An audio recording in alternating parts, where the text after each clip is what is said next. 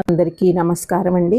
ఈరోజు కదా శైలు లేమ్మా 9 అవుతుంది, ఆఫీస్కి వెళ్ళవా ఏంటి? అయినా అమ్మాయి అంటే ఎలా ఉండాలి?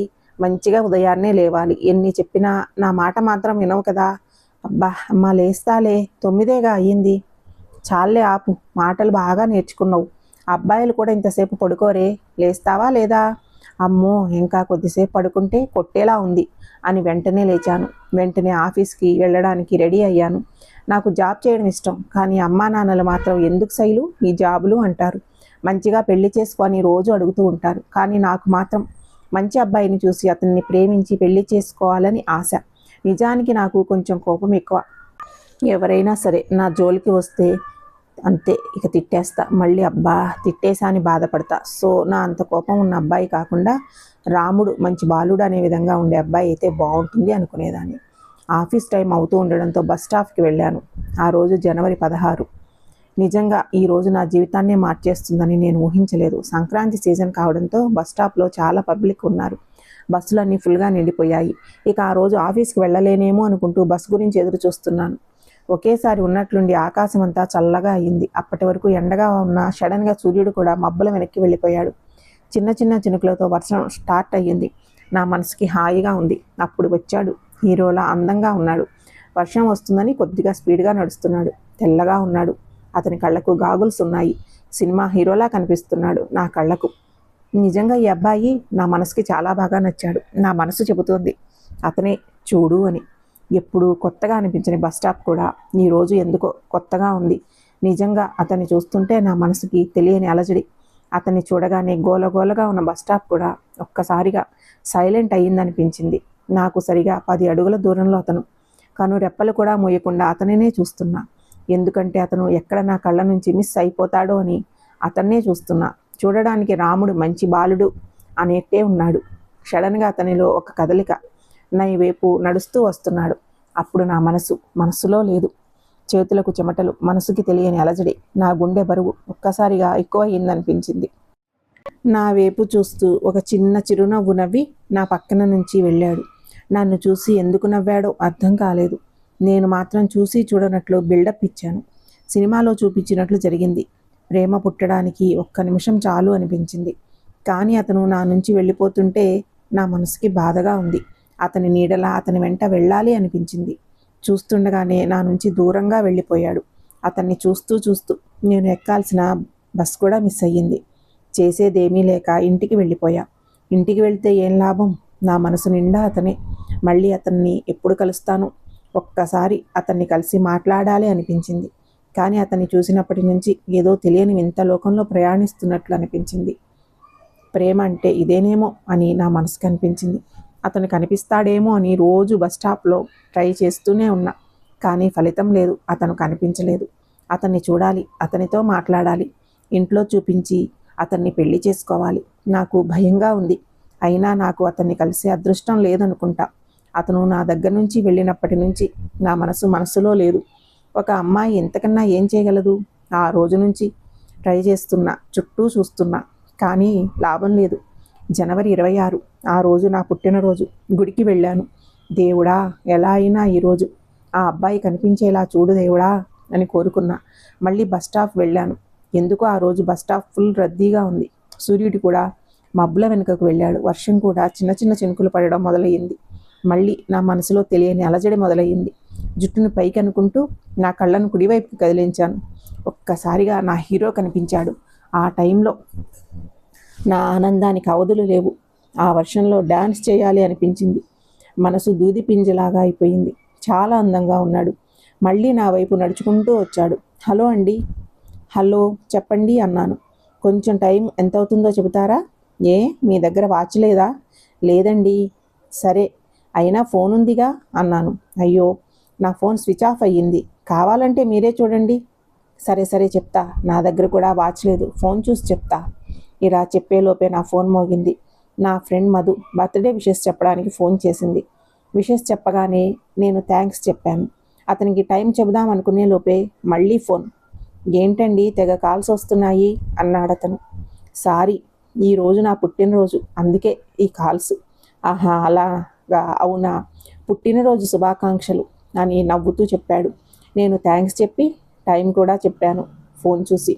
టైం చెప్పగానే వెళ్ళిపోయాడు నా నుంచి దూరంగా. అతను నా నుంచి దూరంగా వెళ్ళిపోతున్నా ఆపలేకపోయాను. ఎలా ఆపాలి? అతను ఎవరో నాకు తెలియదు. నాకు ఏం అర్థం కావడం లేదు. నా బర్త్డే రోజు విషెస్ చెప్పాడు. చాలా సంతోషంగా అనిపించింది. నేను కోరుకున్న అబ్బాయి నాకు విషెస్ చేయడం నిజంగా నా మనసుకి చాలా హ్యాపీగా అనిపించింది. మరోపక్క జీవితాంతం ఆ అబ్బాయితో ఉంటే ఇంకెంత సంతోషంగా ఉంటానో అనిపించింది. కనీసం అతని పేరు తెలుసుకుంటే బాగుండేది అనిపించింది. ఇంటి నుండి ఫోన్ వచ్చింది. సరే అని ఫ్రెండ్స్ని కలిసి ఇంటికి వెళ్ళాను. సరదాగా ఆ రోజు ఫ్యామిలీతో గడిపాను. ఈ హ్యాపీనెస్లో కూడా నా హీరో ఉంటే ఎంత బాగుండు అని ప్రతి నిమిషం అనుకున్నా. మా నాన్న నాకు సంబంధాలు చూడడం మొదలుపెట్టాడు. నాకు భయం అవుతుంది, ఆ అబ్బాయిని మిస్ అవుతానేమో అని. మనకు నచ్చిన వాళ్ళతో ఉండనప్పుడు ఎందుకు ఈ జీవితం అనిపించింది. ప్రతిరోజు అతని కోసం బస్ స్టాప్కి వెళుతూనే ఉన్నా. ఈసారి కనిపిస్తే వదలకూడదు అని చాలా ట్రై చేశాను, కానీ కనిపించలేదు. జనవరి 28, 29, 30, 31 జనవరి అయిపోయింది. నేను కోరుకున్న అబ్బాయి నాకు దొరకడేమో అని చాలా బాధగా ఉంది. మా నాన్న మంచి సంబంధం కోసం చాలా ట్రై చేస్తున్నాడు. ఫిబ్రవరి 1వ తారీఖు నుంచి 9వ తారీఖు ఇలా రోజు వెతకని చోటు లేదు. నేను కన్న కలలన్నీ వేస్ట్ అయిపోతాయేమో చాలా భయంగా ఉంది. కానీ ఎలా అయినా ఆ అబ్బాయిని పట్టుకోవాలి. నేను అతని ప్రేమించి పెళ్లి చేసుకోవాలి. ఈ కోరిక ఎలా అయినా తీర్చు దేవుడా అనుకున్నాను. ఫిబ్రవరి 11 మా నాన్న ఓ సంబంధం చూసి సరే అనేశారు. ఇక అయిపోయింది. నేను ఆశపడ్డ కలలు అన్నీ వేస్ట్ అయిపోయాయి. ఇక నేను ఏం చేయగలను? అమ్మా శైలు, నాన్న చెప్పండి. ఆ కవర్లో అబ్బాయి ఫోటో ఉంది, చూసి ఎలా ఉందో చెప్పమ్మా. నాన్న మాటకు చిన్నప్పటి నుంచి ఎదురు చెప్పేదాన్ని కాదు. ఏంటమ్మా ఆలోచిస్తున్నావు? నువ్వేం బాధపడకు. అబ్బాయి చాలా మంచోడు, నిన్ను దేవతలా చూసుకుంటాడు. నేను ఏం మాట్లాడకుండా నా బెడ్రూమ్కి వెళ్ళి చాలా ఏడ్చాను. నా కళ్ళు చెబుతున్నాయి ఏడవకు శైలు అని. ఆ ఫోటో మాత్రం చూడలేదు.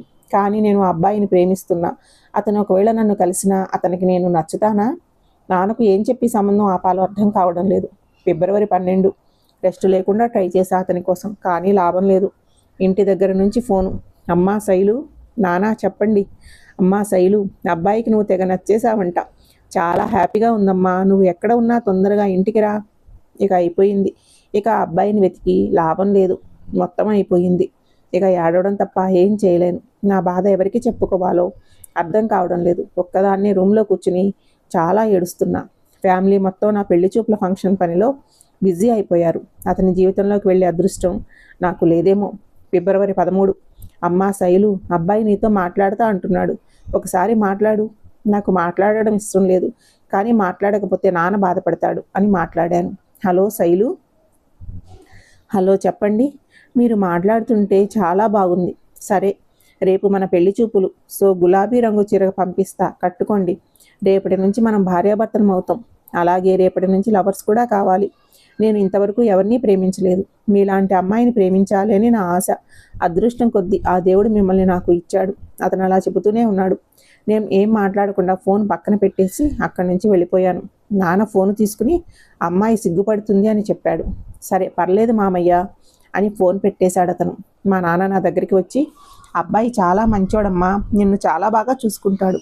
నాకు ఈ సంబంధం కుదిరినందుకు చాలా సంతోషంగా ఉంది అని చెప్పి వెళ్ళిపోయారు. నాన్న చాలా సంతోషంగా ఉన్నాడు. ఇలాంటి టైంలో నాకు ఈ సంబంధం ఇష్టం లేదని చెబితే చాలా బాధపడతారు. నా దగ్గర సరైన కారణం కూడా లేదు. నాకు ఏం చేయాలో అర్థం కావడం లేదు. ఈరోజు కూడా అతని కోసం ట్రై చేశా, కానీ లాభం లేదు. రేపు అయితే నేను ఇంకొకరి భార్యని అయిపోతా. అప్పుడు అతన్ని కలిసినా వేస్ట్. మొదటిసారి ఇంతగా ఎవరి కోసం ఏడవలేదు. నా ఆశలు నెరవేరే అదృష్టం లేదు. అయిపోయింది. ఫిబ్రవరి 14 అందరూ పెళ్లి చూపుల ఫంక్షన్ పనిలో ఫుల్ బిజీగా ఉన్నారు. ఆ అబ్బాయి పంపించిన చీర కట్టుకోమని నాన్న ఇచ్చి వెళ్ళాడు. మనసులో బాధగా ఉన్నా నాన్న కోసం రెడీ అయ్యాను. సడన్గా ఏమయ్యిందో తెలియదు, కానీ ఆకాశం అంతా చల్లగా అయిపోయింది. బయట సూర్యుడు మబ్బుల వెనుకకు వెళుతున్నాడు. చిన్న చిన్న చినుకుల వర్షం స్టార్ట్ అయ్యింది. నా మనసుకు తెలియని సంతోషం నా దగ్గరికి వస్తుందని అనిపిస్తుంది నాకు. అమ్మా శైలు, అబ్బాయి వచ్చాడు అని నాన్న పిలుస్తున్నాడు. డోర్ ఓపెన్ చేసి తల నెమ్మదిగా పైకి అట్టు అతన్ని చూసేసరికి ఒక్కసారిగా షాక్ అయ్యాను. అతను ఎవరో కాదు, నా హీరోనే. అసలు నాకు ఏం చేయాలో అర్థం కావడం లేదు. ఏంటి ఈ మాయా అనిపించింది. ఏదో అద్భుతం జరిగినట్లుగా అనిపించింది. ఎక్కడో బస్ స్టాప్లో చూపులు చూసిన అతను, నేను కోరుకున్న అబ్బాయి. ఓ దేవుడా, నిజంగా నువ్వు ఉన్నావు. నాకు ఏం కావాలో ఇచ్చినందుకు. ఆ సంతోషంలో డ్యాన్స్ చేయాలి అనిపించింది. మా నాన్న అమ్మాయితో ఏమైనా మాట్లాడితే మాట్లాడు అని అలా పై రూమ్కి పంపించారు. హాయ్ శైలు, నేను ఏం మాట్లాడలేదు. నాకు సంతోషంతో మాటలు రావడం లేదు. నేను మీకు నచ్చానా శైలు? అతను శైలు శైలు అని పిలుస్తుంటే నాకు చాలా సంతోషంగా ఉంది. చెప్పు శైలు, నచ్చకపోతే చెప్పు, పర్లేదు. కాదు కాదు, మీరు నాకు బాగా నచ్చారు. నిజం చెప్పిన శైలు, నిన్ను ఆ రోజు బస్టాప్లో చూసిన దగ్గర నుంచి నిన్నే పెళ్లి చేసుకోవాలని ఫిక్స్ అయ్యా. అంతే, మీ నాన్నతో మాట్లాడా. మా నాన్నగారిని పంపించాను. ఈ విషయం మీకు చెప్పొద్దు అని మీ నాన్నకి చెప్పాను. అమ్మో దొంగ! ఎందుకలా అంటే నిన్ను సర్ప్రైజ్ చేద్దామని. నాకు ఇంత హ్యాపీగా అనిపించింది. అతను నన్ను ప్రేమిస్తున్నాడో లేదో అనుకునేదాన్ని, కానీ నాకన్నా ఎక్కువగానే నన్ను ఇష్టపడుతున్నాడు. నాకు ఇది చాలు. నేను నవ్వుతూ మీ పేరేంటి అని అడిగాను. ఏంటి, నా పేరు కూడా తెలియదా? ప్లీజ్ అవన్నీ అడగండి, ప్లీజ్ చెప్పండి. సరే, నీ కోసం, నా శైలు కోసం. నా పేరు రామ్. అవునా? అయితే నువ్వు నా రాముడివే. ఐ లవ్ యూ రామ్ అని చెప్పి అతన్ని గట్టిగా వాటేసుకున్నా. రామ్, నీ కోసం చాలా రోజులుగా వెతుకుతున్నా, నిన్నే పెళ్లి చేసుకోవాలని. దేవుడు నిజంగా నన్ను బాధ పెట్టడం ఇష్టం లేకే నిన్ను నా దగ్గరికి పంపించాడు అనుకుంటా అని అతనితో చెప్పాను. నిన్ను నా కోసమే పుట్టించాడు అని నా నుదుటి మీద ముద్దు పెట్టి లవ్ యూ శైలు అని చెప్పాడు. ఈరోజు ఫిబ్రవరి 14, లవర్స్ డే. నేను నా రామ్ లవర్స్ కావడమే కాదు, మంచి భార్యాభర్తలం కూడా అయ్యాం. ఇది నా ప్రేమ కథ. ఈ కథ మీకు నచ్చినట్లయితే ఛానల్ని సబ్స్క్రైబ్ చేసుకోండి, లైక్ చేయండి, షేర్ చేయండి, కామెంట్ చేయండి. Thank you.